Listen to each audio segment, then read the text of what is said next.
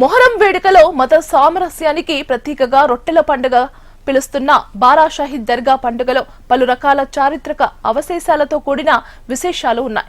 దాదాపు 600 ఏళ్ల క్రితం అర్కాట నవాబు తన రాజ్య పర్యటనలో భాగంగా నెల్లూరులోని స్వర్ణాల చెరువు వద్ద సతీ సమేతంగా విడిది ఏర్పాటు చేసుకున్నారట. ఆ సమయంలో రాణి బేగం కాలికి స్వల్ప గాయమైంది. తిరిగి కోటకు చేరుకున్నాక గాయం పెద్దదై అస్వస్థకు గురైందట. వైద్యులు గాయం అయిన చోట నుంచి మట్టిని సేకరించి అరుదైన వైద్యం చేయడంతో బేగం ఆరోగ్యం కుదుట పడిందట. దీంతో ఆశ్చర్యానికి గురైన ఆర్కాట్ నవాబు మట్టి సేకరించిన చోట 12 మంది ముస్లిం మృత వీరుల సమాధి అయి ఉన్నారని తెలుసుకుని బారా షాహిద్లకు దర్గాను నిర్మించారట.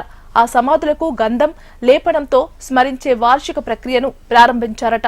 సమీపంలోని స్వర్ణాల చెరువులో రొట్టెలను సమర్పించారట.